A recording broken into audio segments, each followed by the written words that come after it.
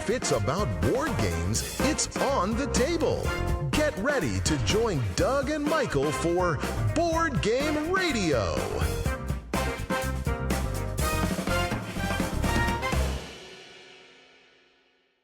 Welcome to Board Game Radio. I'm Doug Kotecki, along with the second best doctor in board gaming, Dr. Michael McCabe. How's it going, Michael?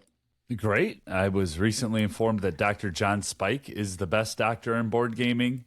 I don't know where that puts Dr. Steve Finn or Dr. Reiner Knizia, but there's a lot of doctors. So to just be second, I'm honored by that, Doug. Thank you. Thank you. I assume that Dr. Reiner Knizia was number one. I think that's right too. So that means all those others are 3 or lower. Yep. If you're not first, you're last. All right. So that's what I tell my kids. You're the first loser when they get second place. So that's you, Michael. You're the first loser. Any follow-up from last week? I do. Doug, we have a lot of teachers and educators who continue to listen to our show, and we're grateful for the work that you do, especially in challenging times and in the spring season. But I wanted to just mention a 3-pack of games that I think work really well together for anybody teaching, 8-year-old kiddos on up to indoor recess, on up to, hey, we just need a Friday fun day. And I briefly wanted to mention, because we've talked about these games, and we talked about them in last week's episode as well. But you recently played Jungo, and that got the Doug seal of approval, right? We talked about it in our monthly recap. I actually just played it with some of my daughters, and they enjoyed it as well. Hey, good. So Jungo and Trio are 2 games that we've talked about now on the show from Happy Camper. But I also want to mention another game called Mantis from Exploding Kittens. And I'm sure we'll talk more about this one, certainly in the next monthly roundup. I'll get that to the table with you and with our game group soon. But now you're talking about $40-ish on the right day. You can have 3 different card games that can be started up and played. I mentioned that indoor recess slot, but also easily taught by kids to kids. And if you're always looking for, a game for the non-gamers or that grandmother-friendly type game. So just wanted to mention that. And I've talked about it on our Discord some too, but I thought the follow-up segment was a good spot to just drop those 3. Yeah, I've played Mantis before. Yeah. Okay, cool. Good. I didn't know if you were there for that game. I wasn't. I got it as a gift. Okay. Yeah. Yeah. I played that as a throw-in at the end of the night. So, all right, cool. Awesome. All right, well, we've got a great show for you this week. I've got one more to follow up on. Oh, you're full of follow-up Goodness. this week. Yeah, it might be a long one, folks. Let our sponsors know, Doug. Might have to double add. So this is a heartfelt thank you to you, Doug. I want to thank you, and you may need to edit this out because I know that you map out our next 12 episodes and have them all storyboarded out and into your software. But I want to thank you for playing a board game with me on Wednesday. I won't mention the name of the game. I will mention it was one that I've been wanting to play with you for a long time. Uh-huh. But the reason why I'm thanking you, Doug, is because it interrupted my recent obsession with Voidfall. I have been playing Voidfall and learning and studying the rules, and this is going to be the new Darwin's Journey jab at me. 90 minutes to 3 hours a day, every day. Rules videos, tutorials, solo scenarios.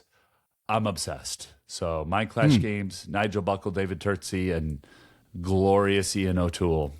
Thank you. That's all I'm going to say about this. It's all I'm going to say. But I can't wait to never get that to you. the table. Yeah, I can't wait for you to never get it to the table as well. I will eventually have a Voidfall t-shirt. It's why I'm sporting my Andromeda's Edge t-shirt here as an homage to another game that you'll likely never get to the table that I love. But this is my recent obsession. And looking forward to the next 8 to 10 weeks as I plow through all 8 solo scenarios and get destroyed. Going through it on easy right now. So thank you, Doug, for allowing me to take a night away from my obsession to play a board game with a friend. So, yeah, get out of that cocoon.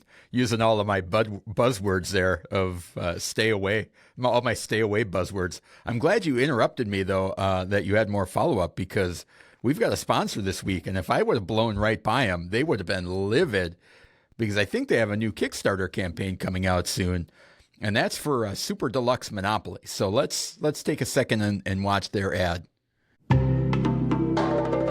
Introducing Super Deluxe Monopoly. In a time when every flash in the pan game gets a deluxe version, it's finally time for this all-time classic to get the crowdfunding deluxeification. Say goodbye to chintzy player tokens and paper money. Super Deluxe Monopoly includes $20,580 in real currency. It also includes life-size player tokens, like a wearable fancy black top hat, a real metal sewing thimble, a size 10 black loafer-style boot, a 10-gallon wooden wheelbarrow with matching shovel, a vintage electric iron for pressing pants, a small artillery cannon suitable for basic military skirmishes, a classic red race car with leather interior, and a live Scottish Terrier with exceptional parentage. The game also includes legally binding land deeds, returnable tax forms, and beauty contests with cash prizes. We know it seems like a lot, but for a minuscule upfront investment of $1.5 million when accounting for inflation, this heirloom game is sure to stay in your family for generations to come. Trust us, this isn't your grandma's Monopoly. That looks pretty fancy, Michael. Lot of extras in that one. A little pricey like most deluxe games are, but certainly one that I'd like to get to the table, play by the official Monopoly rules. Yeah, the only question I have is, will they do the Kickstarter delay pledge so you can pledge over time? So yeah, can somebody pledge? I don't know what that would come out to be and what their fulfillment timeline is, but like the layaway model for kiddos who grew up lower middle class to middle class in the 90s. You know what I'm talking about. I'm not trying to out anyone other than myself on the call, but we knew about layaway growing up. Yeah. Would that be like a $680 payment per month? Well, I'm thinking you're probably going to amortize it over 100 years, so you're looking at 1,200 monthly payments. 1,200 monthly payments.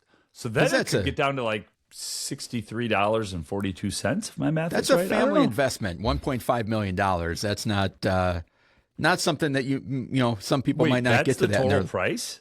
Yeah, well, because it includes all of the land and property. You're buying actual deeds and properties. So in addition to all of the life-size components. But that's a steal. There's something going on here. I've got to learn more about it offline. Yeah. I'll leave that to our sponsor. It might be a great investment. I mean, I don't know where the land is. It could be deep south. It might not be great land. I don't know. Oh. So, gotcha. I mean, you could be looking at $10,000 parcels. I'm not sure. The sports car is going to be nice. I mean, that's $100,000 to $200,000 of the cost right there. So as long as you don't drive it, but you might that not can remain it. Collectible. So with those Kickstarters, if they deliver, if they deliver, that's the if. Okay, we'll have to send it over to the other crowdfunding people to see if this is a scam alert. Yeah, that there needs to be a Reddit post about, but. That's Super Deluxe Monopoly. Maybe we should tag in Carl. I don't really want the 1987 Honda Prelude to show up in my driveway again, which I call brown and my children call a red car. But maybe we'll have to send it to crowdfunding. Maybe next Carl. week we'll talk to him about it. Never know. All right. Well, we've got a great show for you this week. We're going to catch you up to speed on the latest board game happenings, talk about what's on our mind, play a game of Board Game Blitz, and chat about our shelf of shame. New games, big updates, tabletop headlines you might have missed. Welcome to This Week in Gaming. All right, Michael, pretty slow week in gaming, surprisingly, or it was for me. I had a hard time finding some items, but which is surprising because Gamma just happened recently. So there are some new game announcements, but not, I guess not the way that I've seen it in the past. I don't know where you're at on the news this week. No, people are, At the time of this recording, Dice Tower West is wrapping up. Gamma had just wrapped up. So it's almost like the industry is actually at the table playing games or discussing games and maybe not posting about playing games, which is a good thing too. So are you telling me you have no news? Oh, no, I've got news. It's just slow week. Yeah, same. Go ahead with your news or non-news. All right. Well, the tactical toy soldier game Toy Battle captured the 2026 Osdior, France's highest profile board game award. And I agree. I love that game. I have it upstairs getting ready to play it with my kiddo. So that is a great two-player game. We talked about it probably, 20 episodes ago? Mm-hmm. Kind of a deep dive on that. It was okay. It was a game I enjoyed playing, not one that I need to have in my collection. My friend Michael does, and not one that I'm going to seek out, but thought that was kind of interesting. It's always when you find those games and those type of awards are kind of a good litmus test of, this is overall well regarded. I kind of like to broadcast when those things happen. Yeah, I loved it. I absolutely loved it, love it, and I'm looking forward to introducing it to my nephew here as soon as this weekend. And so I just got refreshed on the rules. Great board game arena application of it as well. I think that helped to lead to the award. I really do, because then people worldwide are playing it and those numbers get boosted. So I wonder if I would prefer it that way in a digital implementation more than just a regular board game. I like I could see that because the bookkeeping's done. You can kind of map out your path. I actually see things on Board Game Arena with the assistance of Board Game Arena that I don't see at the table. But I like the chunky wooden bits and just kind of that hemming and hawing that happens at the table. Yeah. Cool. All right. What do you got, Michael? Well, this one might be a little too inside baseball, but I know that we have some other, podcasters, writers, friends in the industry that will be impacted by this as well. And that is Off-Duty Desk Ninja, who does a lot of the marketing for some of the smaller size companies, has been acquired. So it was sold to a company called Game Brands. So I just found that very interesting that, you have this company that was started in 2018 to lighten the load that is required to market games. And that's now been acquired, sold off to another company. So I don't know if it's newsworthy for our segment or for our listeners, but it was just one of those moments for me at least. Well, I think it's a good reminder. I think a lot of times regular board gamers think that every publisher is the size of Hasbro and Wizards of the Coast and things like that, and have full-blown marketing arms and all of the departments that you would think that a big company would have, and a lot of these companies do not have that. And that's where a company like Off-Duty Desk Ninja comes in, where they handle some of those marketing and dealing with content creators and even at conventions and things like that, or organizing how things are presented, and so it's a good reminder that not every company is huge. I was not familiar with Game Brands. I'd not heard of that company before. Me neither. Pretty hard game or a company to search up on Google. It's such a vague name. So I'm interested to see, if there's any discernible difference in the hobby, if any of that changes. So cool. Interesting. Speaking of inside baseball, this one I thought was an interesting news item because of some of the conversations we've had about CMON lately, and that is Elf Creek Games, which was not doing well financially. They apparently took a very big hit during COVID when the shipping container prices spiked. They decided to eat some of those costs instead of passing them on to backers, which then spiraled out of control and were losing money. So John Caveu from Genius Games came in and led a restructure of the company. And as of right now, or for 2025, Elf Creek was back into a profit after 3 years of not making profit. Games are starting to be released. I know that I had backed an upgrade kit for Santa's Workshop, which was delivered. I believe you got your copy of Santa's Workshop. And John Solomon, who is a designer of Honey Buzz, has re-signed with them for them to continue to release Honey Buzz, and as of now has been paid up on all of his royalties that he was owed. Paul Solomon signed with John Caveyu. Yep. Sorry, not John Solomon. Who's John Solomon? Nobody. Mixed two names, John Caveyu and Paul Solomon. Paul Solomon, yes. So he's kind of up to date and made whole. So hopefully that's a good sign of some of these companies that are in a nosedive can maybe pull up and get things back on track. So I thought that was good news in the hobby. Yeah, and why is that good news? Why are we talking about? Because games that we love may be readily available that we've discussed on the show in the past. Santa's Workshop, Honey Buzz, maybe out and about, and people might get the stuff that they've backed, or they are getting the stuff that they've backed, and those games are going to be available again. So yeah. All right, back to you, Michael. Yeah, this came across my feed, and I was like, I just kind of want to bring this to Doug's attention. King of Tokyo has a Mind Bug expansion. So Mind Bug is a card game. I do believe it's designed by Sir Richard Garfield. I'm not totally sure. I should have done that before I did the news. I've gotten a demo of it a few times. I think you and I have played a demo a few times, actually. But I haven't gotten a full play of it. Yeah. And then King of Tokyo, obviously, Sir Richard Garfield, one of his finest, in my opinion.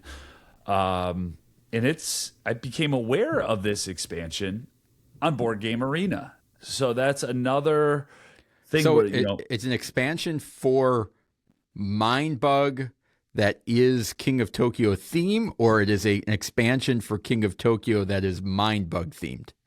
King of Tokyo Mind Bug is an explosive expansion for King of Tokyo. Gotcha. Okay. Its unique feature?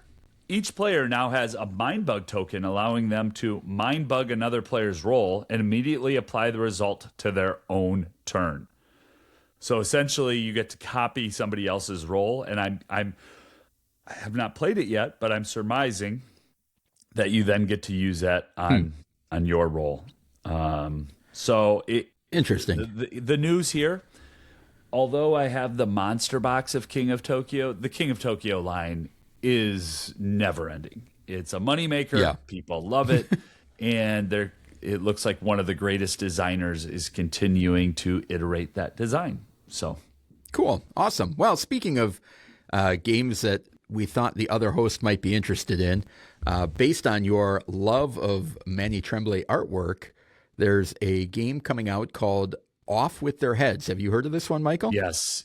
I almost picked it up. I want to play it first, though. Yeah. So this combines two things that I think Michael likes in a unique way, which is it is a trick-taking game.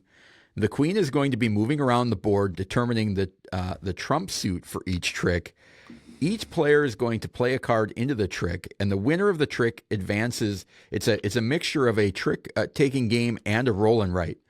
So whoever wins the trick gets to, on their personal player board, which is divided into a top, middle, and bottom, whoever plays the highest trick or highest card and wins the trick gets to mark something off in the upper box. Whoever played the lowest value card in the trick gets to mark something off in the lowest box, and everybody else gets to mark something off in the middle.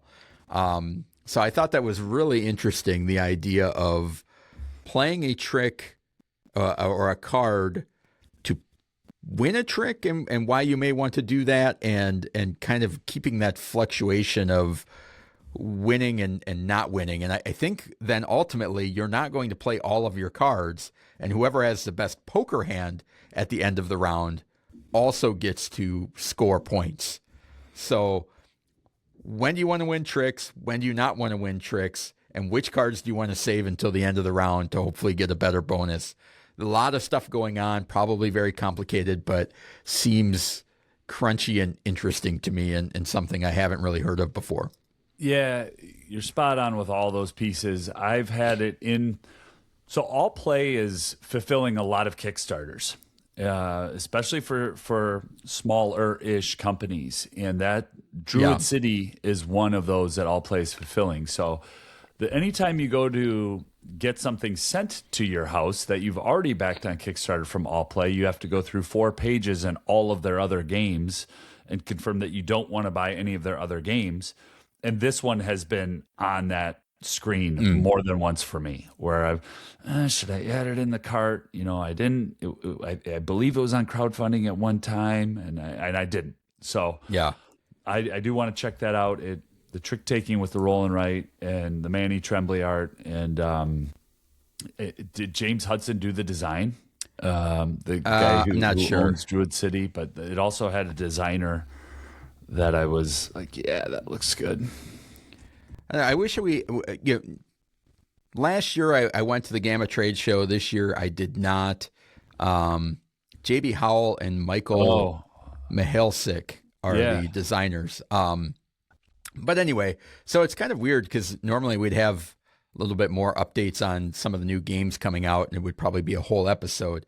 Next year, the Gamma Trade Show is moving to April, so maybe that will fit into our schedules better. I'll be there, yep. And maybe actually make it work and be able to kind of keep you up to date on some of the new stuff coming out. But that was one that I had not heard of before and thought was quite interesting. So yeah, thanks for bringing that up. And the other reason why that came across my radar, Michael Mihalsik is one of the designers of A Place for All My Books. So that future release, its linked game of Off With Their Heads has been on his profile since we covered that one as well. So cool. Yeah. All right. Anything else for you, Michael? No. All right. Let's move on. Each host brings a question, and no one knows where the discussion's going.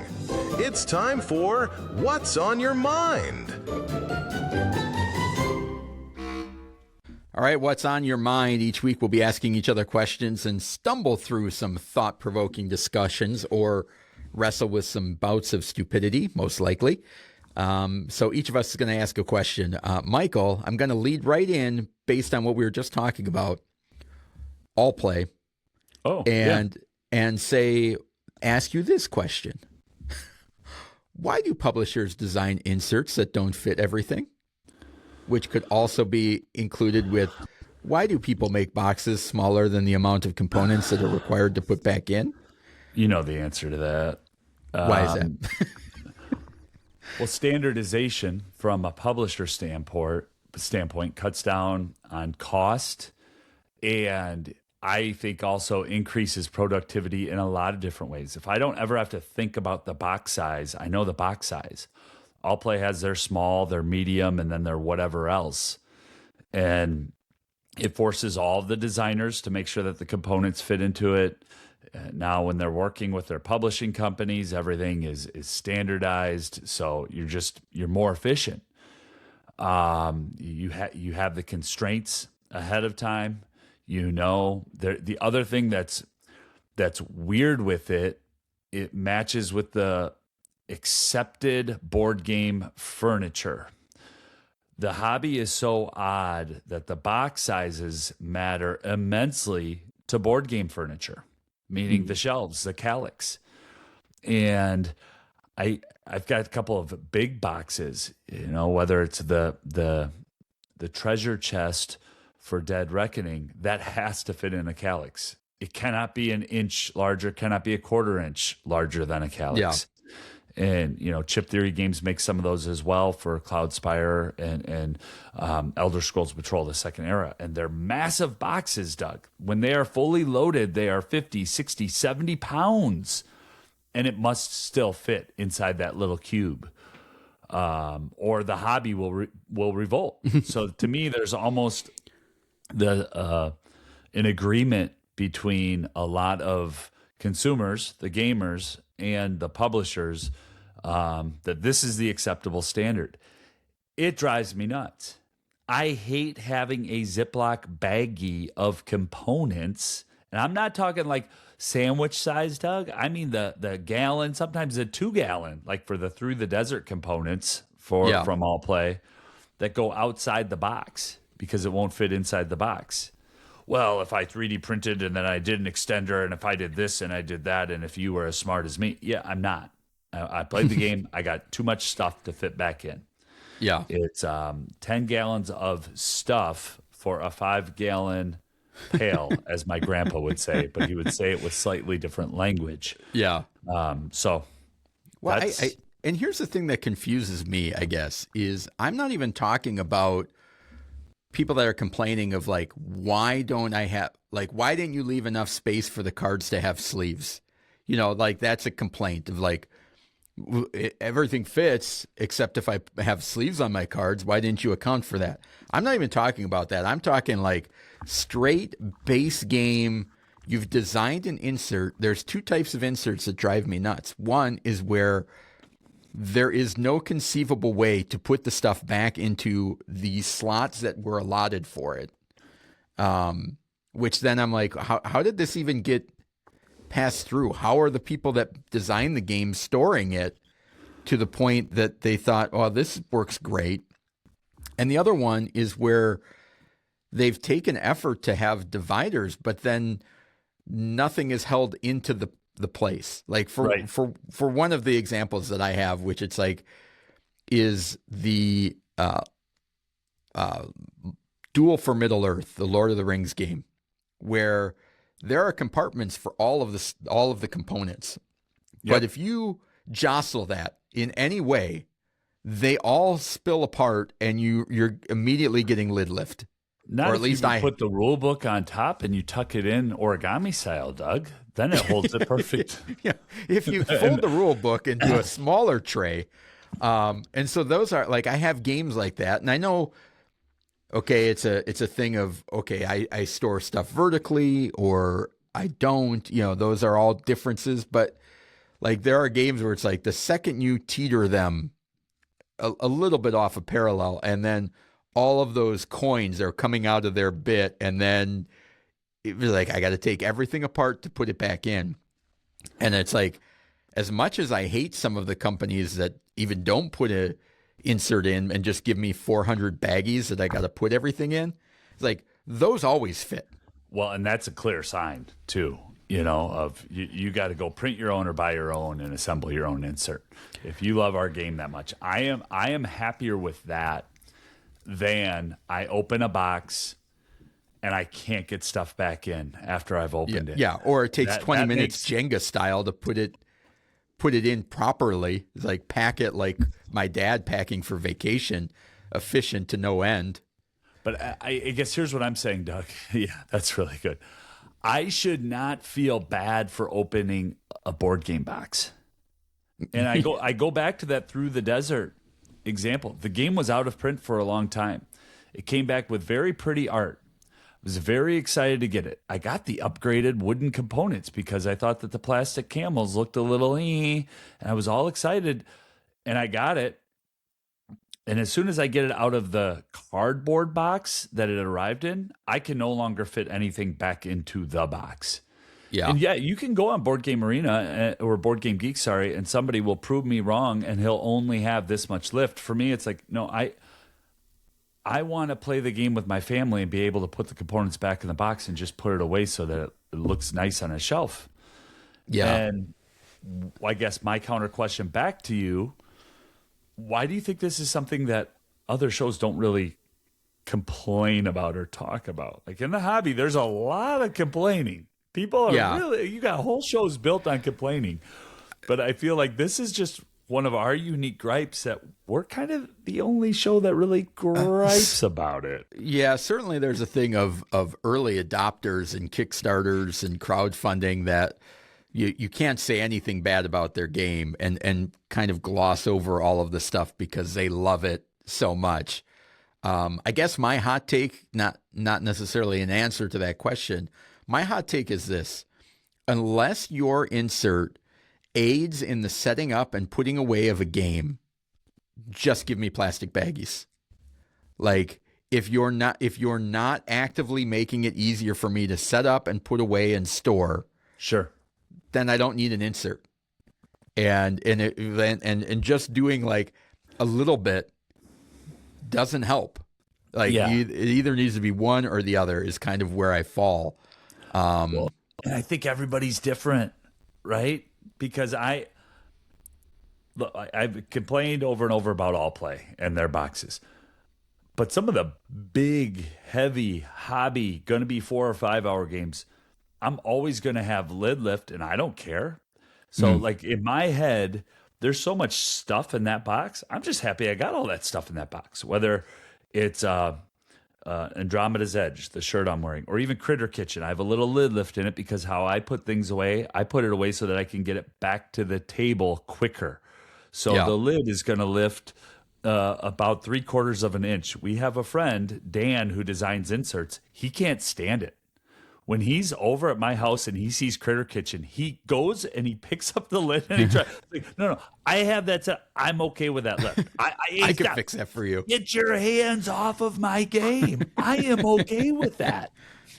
So like, it's really weird that a smaller game, it'll drive me nuts, but a game that's massive and has a ton of stuff in it, I'm okay. So that's what I mean. It's an odd thing that's probably very individualist. I think for me, the ones that really bother me are the ones that are, we've put an insert in here, and we have a spot for each token, like each player token, but they don't fit in there very well.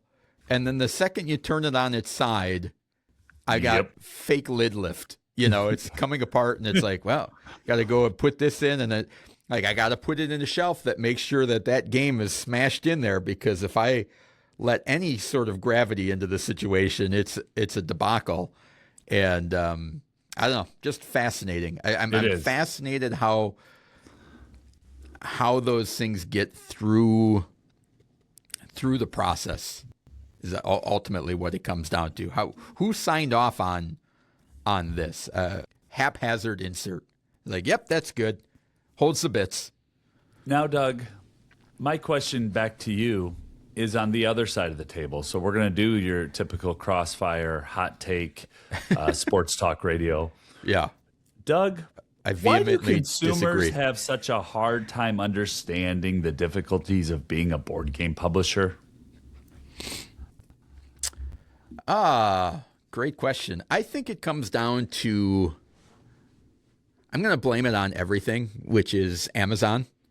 I think a lot of stuff comes back to large companies that, whether it comes to returns or things going wrong, where it's like, I feel like I could use something for 2 months, email Amazon, and they'll be like, send it back.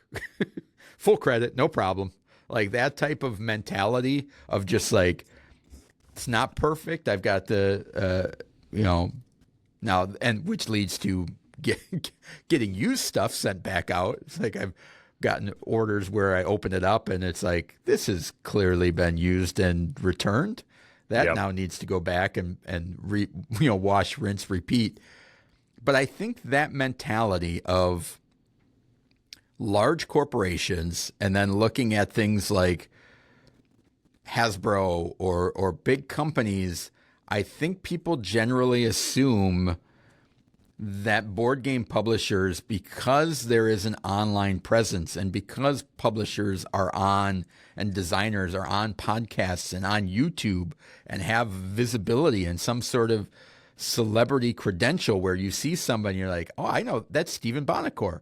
I see him on there, or Ignacy Trevicek, like he's a publisher. People know Keith Matejka. They're out and about. They do shows. And so I think people just assume that all of these publishers are run by bigger companies. They see crowdfunding happen and see a campaign that makes $1 million and don't realize the logistics of, 5 to 10% of that's coming right off the top and going to GameFound or Kickstarter. So what was $1 million is $900,000. The cost to actually produce the game is in there. If the publisher is picking up some or part of the shipping, that's in there. they had to pay designers and artists beforehand to even get material to show what it looks like. And so those costs keep shrinking and shrinking. And I think people just see the big number, think that everybody's a big company, and don't realize kind of the ins and outs. And the last thing I'll throw in there before I send it back to you is just the idea of a company having a big hit and then spending the next 5 years or more hoping to get a game that matches that level of success.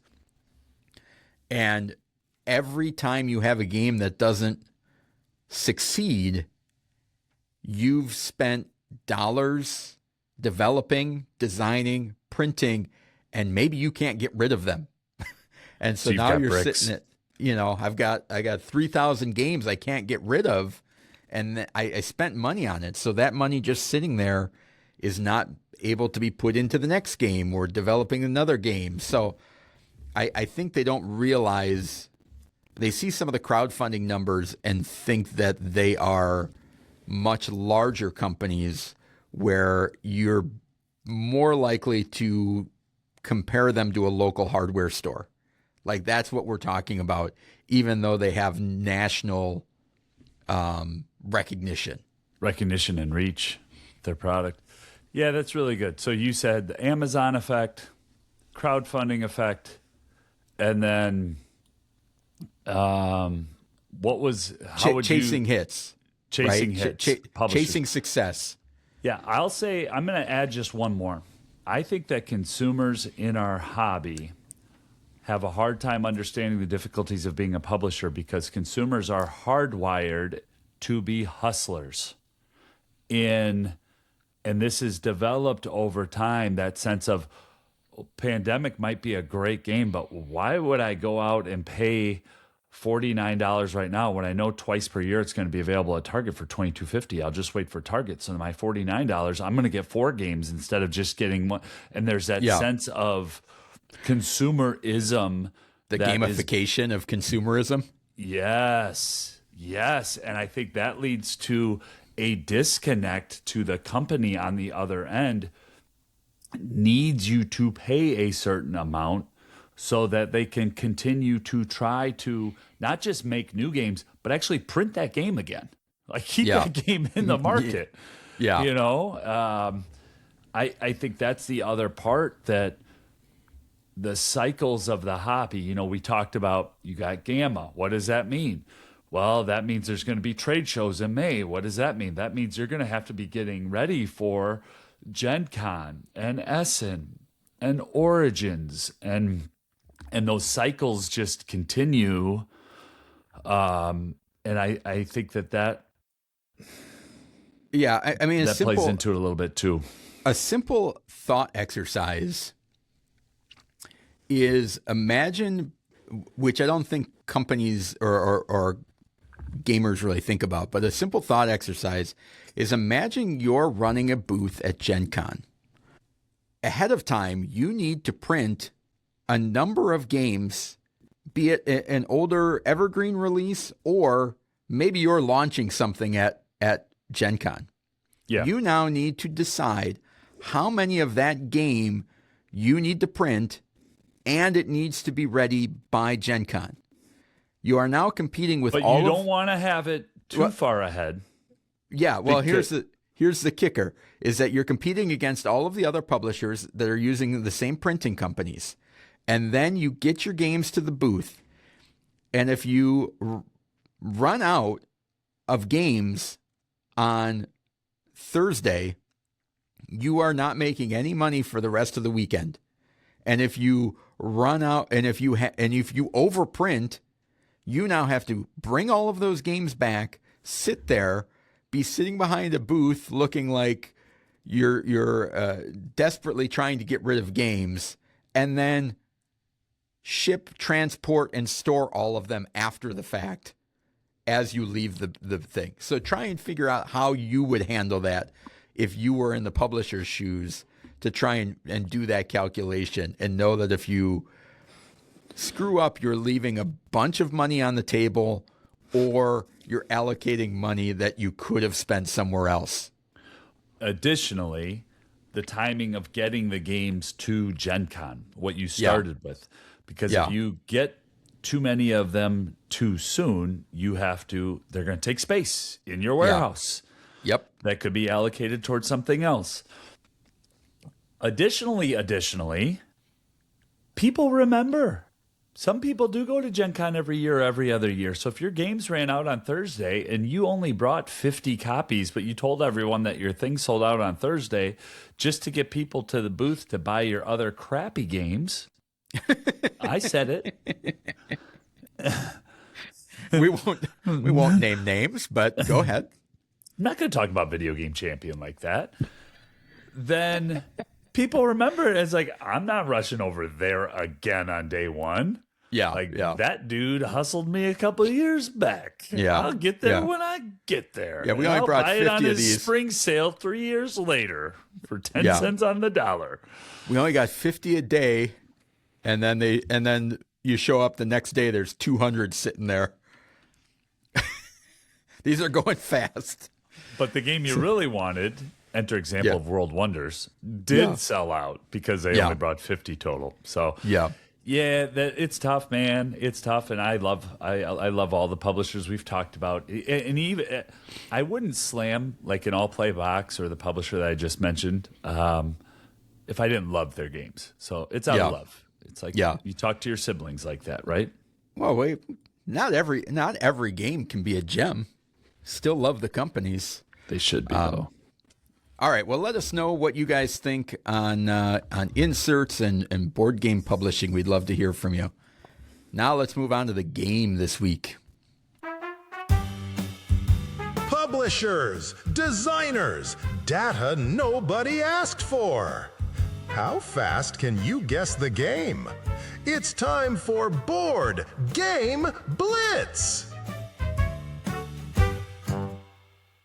All right, Michael, this is Board Game Blitz.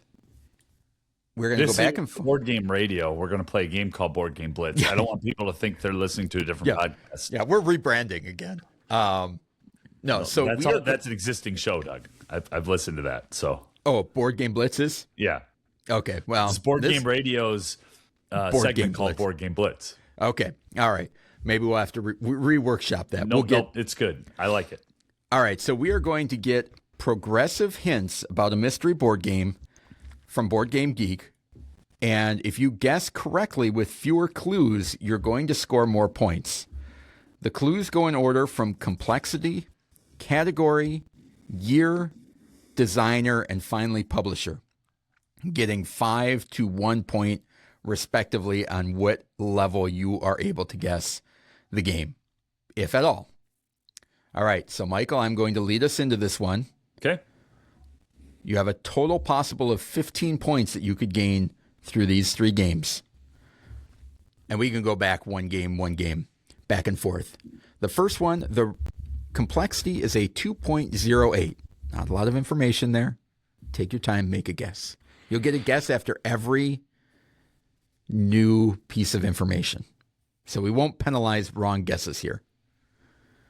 It'll be exciting if you guess correctly right out of the gate. Okay. I'm going to say this is a game that we have played recently. A complexity of 2.08 feels a lot like a Phil Walker Harding game. But it's not. Okay, I'm going to say, what's the one with, why can't I think of what is Matt Leacock's game? It's Pandemic Light, The Island is Falling. Oh, why can't I think of this, man? Forbidden Island? Yeah, Forbidden Island. It is not Forbidden Island. Okay. For 4 points, this is a real-time cooperative game. Oh, okay. This is 5 Minute Mystery. It's not 5 Minute Mystery. For 3 points, this game came out in 2017. Cooperative? Yep. What was the other one that you said? Real time? Real time? Did you give me a third one? 2.08. Yeah. Published in 2017. We can use Board Game Geek or not? I guess I should have asked on that. As a database? I feel like no. We'll try it then without. I better get off of there. Okay. So a 2017 release. It's a real-time cooperative 2.08 real-time game schooler. Had to be a game schooler recommended game, I'm guessing. I don't think it was. Okay. Kero, Kero? No. Okay. All right. The designer for 2 points, Rob Davio. It's not Pandemic because the complexity is 2.39. Correct. Yeah. He did so many good games. All right. 2017. Real-time cooperative. People are screaming out there at me. They know it. He wasn't in on Horrified. That was Prospero Hall. Don't forget the real-time. I'm working on the real time, man. I'm thinking through apps. I'm thinking through. This is a real time game in itself that we're doing right here. All right, give me my last clue for 1 point. Yellow is the publisher. Oh, Rob Davio and Yellow with real time. I know he didn't do Welcome to the Dungeon. All right, I don't know. Mountains of Madness. Oh, that's a tough one. I wasn't going to get there. All right. We'll see. Maybe we'll have to go. Maybe we'll have to throw a theme, but we'll do it as written now. Yeah. So as written now, it's complexity category year designer publisher. Yep. So I tried to pick out for the category. I tried to pick out like the essence of the game. Yeah. Yeah. For category you did? Yes. Okay. Whether that was mechanisms or things like that. Yeah. So weight of 3.82. Remember, you cannot use Board Game Geek. Nope. Okay. Second guess? Or it's just one guess and go? Yep. One guess and then go to the next thing. Right. Category, economic and area majority. City of Big Shoulders? Nope. Have I played this game? Yes. Okay. The year is 2023. Area majority, economic, 3 point, what was it? 8-2. Scarface. You got it. Yes. So 3 points for Doug. 3 points. All right. Yeah, one of the categories was Mafia, and I thought that was too much on the nose. Yep. That's where it gets tricky. It gets really tricky. I'm glad you picked an obscure one that I played once at your house 2 years ago, Mountains of Madness. Now I know where we sit on this, and I'll make sure that you never get one correctly again after this week. But Carry on, friend. All right. A 2.21. I mean, the complexity is almost useless unless it's swings in one way or the other, but just keep track of your points. You got 3 points so far. 2.21? Yeah. Oh, that's Everdell. This is incorrect. Okay. All right. The category is track movement and set collection. Cascadero. Is incorrect. This game came out 2018. This is so vague, Doug. Set collection track movement from 2018. Come on, man. Well, I know we're workshopping here. Bad radio right here. Okay, I'm collecting. Phil Walker Harding is the designer. I'm surmising. I know you'll tell me that next, but nope. You didn't have to tell me that. You're going to tell me next. All right, who's the designer? Matthew Dunstan and Brett J. Gilbert. It's Chocolate Factory. It's incorrect. Published by Yellow. Oh, Raids. Raids it is. 1 point. I tried to highlight the track movement. That's what Board Game Geek says. Great. All right, lay it on me. Okay. Sorry, I got to shift gears back into giving you a clue. Okay, the weight is 1.00. Sushi Go. No. Okay. Category is animals and children's game. Animal upon animal. No. Ooh. Oh, all right. The year is 2023. Ooh, that's later than I thought. Animal children's game. All I can think of is, ugh, I know that's not right. Concept Kids Animals. No, it's wrong, No. but all right. The designer, right? That's where we're at, Yep. is Phil Walker Harding. Food Party. Nope. Scribbly Gum. Yes. Okay. So do you get 1.5 points for that? 'Cause it was your 1 point. 1 point? Yeah. All right. Okay, 1.48, Michael. Oh, and you're doing weird games from like Welcome to the Dungeon. Incorrect. Okay. Dice rolling is the main mechanism. This is King of Tokyo. It is 4 points, Michael. You did yellow as a... I did. Yes, I did. Yeah. Okay. So 5 points total for Michael. Yep. All right. This is a weight of 2.91. Wingspan. Okay. The category: animals, card game, end game bonuses. I'm giving you a third one. I'll even throw in pattern building. I think this game we've designed here is really hard, Doug. Arc Nova. Take another one here. No, go ahead. Keep going. Okay. Designer time? No, year. Oh, year is 2023. 2023. And what were the 2.91. Animal. Card game. End game bonuses.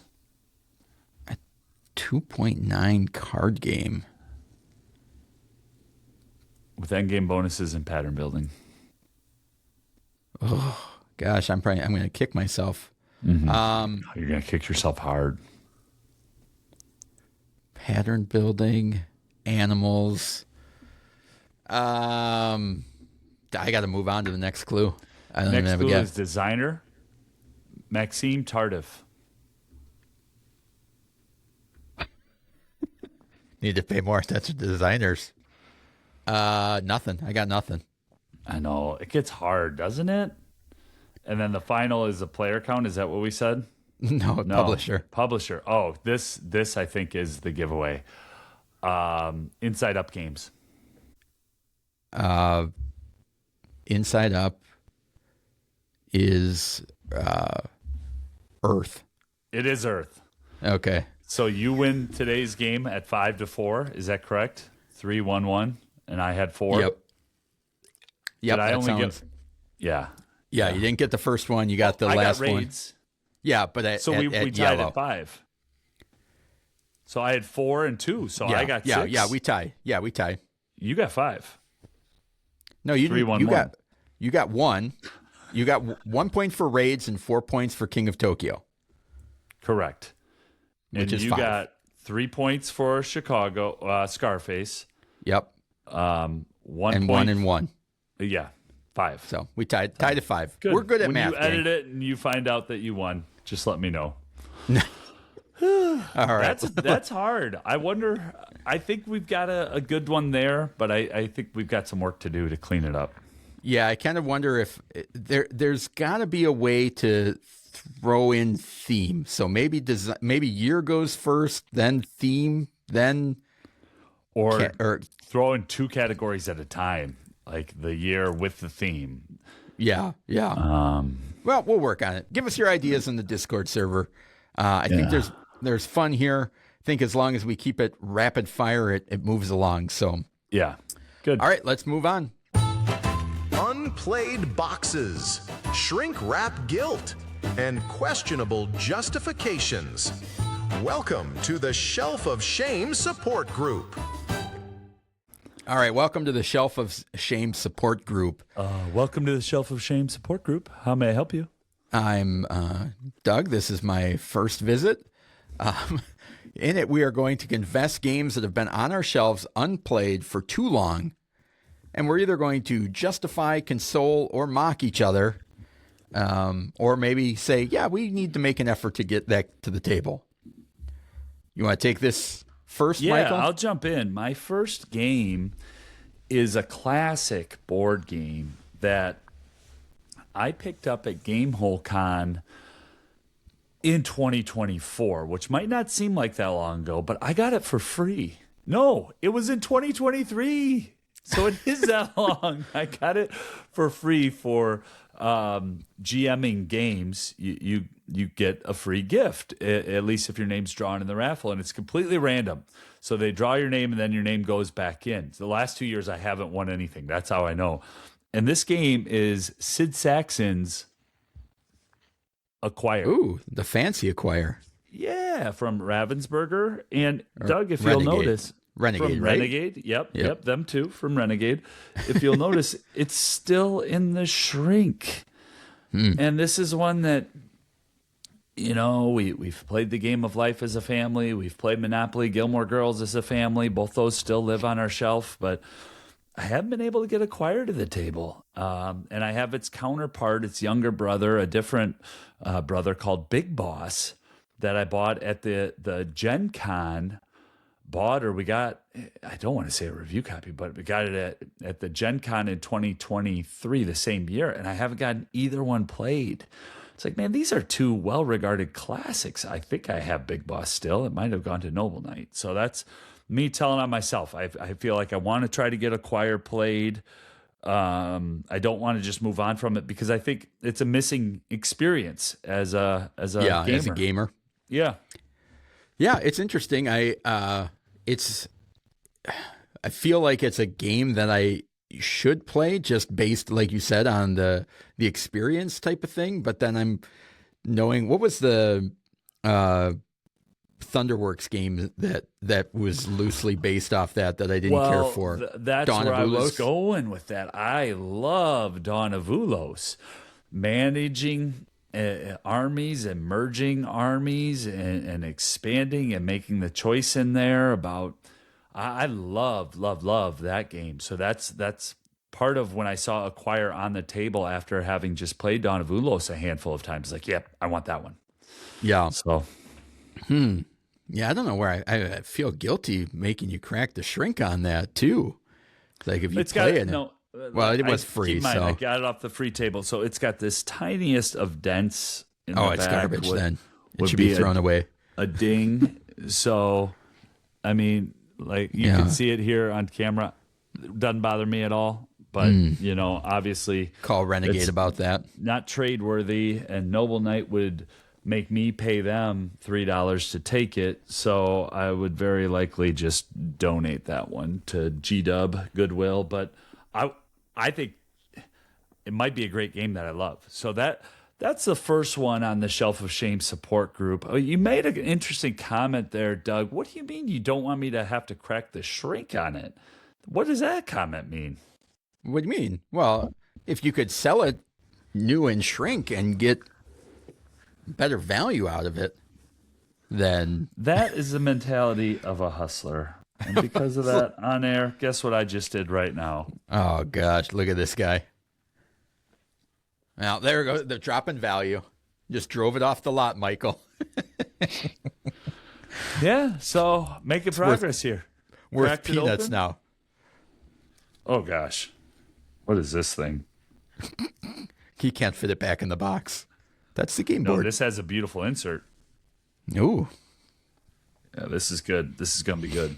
Did these punch out? Okay, well, that's me. That's my done. number one entry. Thanks for commiserating. All right. My first one is an old game but not old to me. Most of these have been they haven't been on the shelf too long. One of them We've done a good job of our shelves. Is a year old. The other ones are a little bit newer, but one of them is one that I feel like I may have buyer's remorse on. But the first one I want to talk about is Legacy: The Testament of Duc de Crécy, which is, hopefully I'm saying that right, came out in 2013 from Portal Games, possibly one of their first games. But it is a game in which you are getting a family tree. And I got this at you're marrying off your people, having kids, and creating a legacy. And I got this one off the consignment sale at Gen Con for like $5 or $10. And it's been on my radar for a while. But it is one that is, like, I feel like it has, when we play a game like, why can I, what's the one from Calliope that came out recently? It's in Barnes & Noble, Patron, or something about patronage. Why can't I think what the name of that is? Patrician, yes. So, like, when you play a game like Patrician, or you play a game like Marco Polo or Stone Age, and you're like, gosh, they just made games different. It's like that classic, 2013 Euro game. That's what this game is. Has that feeling all over it. And I want to play it, just have not gotten the right time or audience to play it. Well, so it's and still you one lost I want to part play. of our audience by pronouncing that title. If we had any French Canadians who were listening, as soon as you went in full on the title of that game, we had some 5 stars that went down to 2 stars and lost them. Yeah, the other thing about that, it's the Board Game Geek rating is still over 7. You don't see that odd. Like there's something there. If it's over 2013 with a weight of 272, but ages 8+. What's going on here? So you need to get that played. So it's one I want to get played. Yeah. Unlike, it's a card game, right? Essentially, yeah. You're building up your family. You're building the most powerful and influential family in 18th century France. That looks awesome. You're marrying people off for their traits, so then they will pass on to their kids and things like that. So, cool. Yeah. So hopefully at some point, I don't know what the right audience for it is, but it is one. I got it for such a good deal that I don't even care if we play it and it's hot garbage halfway through and I'm like, yeah, we're moving on. Like, there's no financial investment in it, more of just a curiosity. Yeah, the nice thing about a game like that, too, because it's not a massive box, right? Yeah, just like a Ticket to Ride size box. Yeah, if it sits for another year or two, you'll get to it. Yeah. And right? I think the previous owner sleeved all the cards. What a great person. Yeah, good for them. Doesn't fit in the insert, though. No, I'm just kidding. Are we doing 2 or are we doing 3 today? It's up to you. It's your schedule. Right. Yeah, let's keep it moving. We're great. We'll probably do 3. This next one, I know I'm going to get chided on. I had an experience a few Christmases ago with the game Root that I absolutely loved. And I played it with family members. I didn't know we were going to play it. I had just happened to have been playing it on the iPad a lot. So I knew the rules, was fresh on the rules. And I went all in on Root. Not only that, I got a sweet little deal on it. I was happy with it. Not only that, but then I procured the game Oath, another Leader Games in a trade, opened it up and immediately said, I'm not smart enough and I don't have the people to play this type of legacy campaign. Not only that, but flash forward a few years later and I went all in on Arcs. Didn't just get the game. That's a twofer. No, is this a publisher? This is a 3-fer. This is a Leader Games confession. Arcs is still in the shrink, folks. the base game, the expansion, which costs 3 times as much as the base game, the fancy little miniature pack in there. And it's like, I don't have the people in my play group to play this game. And it's hard for me to talk about this on the air without putting guilt on you, Doug. That's not my intention here. The Root, none taken. Arcs, and Oath, you need 4 people. You need a dedicated that all know the game well. And group. Absolutely. Because you got to be able to beat up some people. And even if you're doing like the cooperative adventure, you still got to know the game well so you can contribute to the group. What initiated this shelf of shame confessional? Shelves of shame. I got them all on one shelf. All right. I chose my word. But what initiated this shelf of shame confessional, actually, I did move Oath over to the different room. Darn it. Shelves of shame confessional. Is Root, the Homeland expansion, is finally getting ready to ship. And that's where it's like, so you have another one on the way? Got another expansion on the way. And it's like, I'm glad I'm all in and a completionist on Root, except, and Doug, it's a similar stack to like my Dice Throne, my Call of Cthulhu, other games that I play. Yeah. Get into the rotation. But these have just sat. Yeah. Unplayed. And it's like, why wouldn't I just throw this up on Marketplace, put a few $100s on it, get it into a different house, and let someone have fun with it? Because there's part of my brain that's like, I want to play that. So it's sounds like weird. A convention game for you, right? Like one of those where it's like, then you're playing with people that you know, or is that too many people that know what they're doing and then it's not fun? There is always something about discovering a game with a group of people together. It's that so they all fit in different categories. Root, I play at conventions. So then it's like, why don't I just get rid of my Root because I'm playing other people's Root at conventions, right? And each time I learn a new faction in Root, it is like learning a new game because the factions play so differently. Arcs is one of those where it's like, I think I need a group, and I think I just need to get that group going at my house someday, maybe, or move on from it. Like there's a lot of moving parts, right? It's a trick taker where to get a point, your trick has to basically continue to be proven correct by the time your next turn happens. So people are always ganging up to make sure that your trick gets defeated before it gets back to you. And it's like a perpetual loop that I think really only appeals to me. Like from all the people I play games with.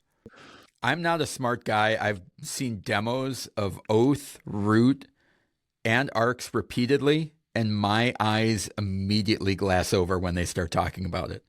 The rules? Like, yes. Yeah. I've been to the booth. I'm like, oh, everybody's talking. You are a smart guy, but I got to check this out, and it's just like.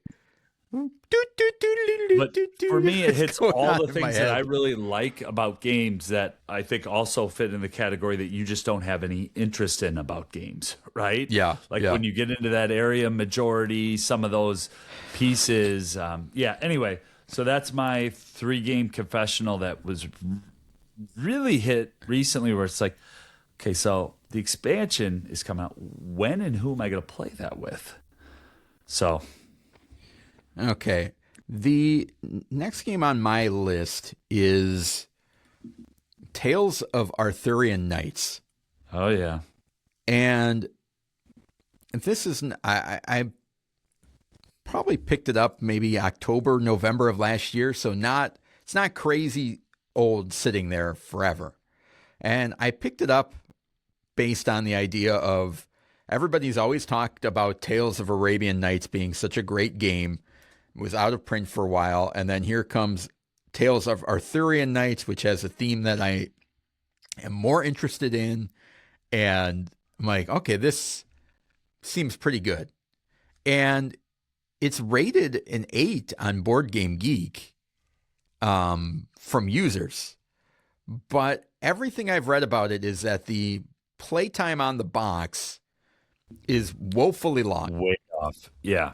And Board Game Geek says it's 120 to 180 minutes, so 2 to 3 hours to play. with people saying you're looking at 3 to 4 minimum. With a lot of reading. Yes. Mm-hmm. And so it's like one that I was like excited about. And I feel like this may have been a trigger decision where you're just like, yes, like theme concept. And then now I'm like, I don't even know if I want to play this. Yeah. But then has a similar thing of the Acquire where it's like, I feel like I should, so I know kind of what the system is about. But then I don't know. I don't know where this one stands for me. Well, and then with a game like that, you've got to do some convincing to get other people to play it with you. Yeah, like you do, and you know, like, hey, it's going to be 4 to 5 hours. It's going to be this. It's going to be that. It's going to take up our entire game night. You're going to need to read, and I'm going to want you to be in character while you read too. You're not reading this like you're reading the Code of Federal Regulations for the U.S. government here. I really want you to. We're going to have fun. Come on. But you need to be at my house at 4, not the normal time of 6, so that we can actually get through it. Yeah. No, I'll have you out by 11. You'll be out of my house by 11, but you got to be here at 4. So all right, your dinner you at convinced 3:30. me. It's gone. It's gone. I'm not saying, Doug, I almost bought that game. When Game Nerds had that on like a sweet deal, because I love Arthurian legend. Yeah. And I think it's an undertapped theme at the moment in a lot of different ways. And Tales of the Arabian Nights is one of those games I always wanted to try. I like open world. I like narrative. Let's go. Let's play it. But isn't it also a best at 3? Best at 2. So maybe that's just a me and you then. We might as well try it. And then if it stinks halfway through, I'll tell you, like, I'm out. Well, let's play Dice Throne. Yeah, and maybe it's best at 2, and then maybe you get down to that lesser count. It's always one of those things. Whenever you have a narrative game, there's always I don't even think of them sometimes as 2 players because you kind of want to share them with as many people as possible, right? So as many people have that story. But maybe in this, follow Board Game Geek's advice and say that it's I best think we at have 2. a third person who will jump in on that too. So we're good. Let's get that played sometime in what year are we in? 2026. Yes. All right. What's next, Michael? I think that's good. I think I'm going to pause there. Bring me your third one. All right. The third one could be on your game, is on your shelf as well, which this is going to get played, but just haven't gotten there. And it's another one with time constraints and right audience, and that's Luthier. Yeah. Both of us have backed this game. It arrived. It looks gorgeous. I really want to play it. And the time has just not been right. Well, the time to learn it. I think that's one for me. That was not a basketball season game for me. I was not the blind bidding.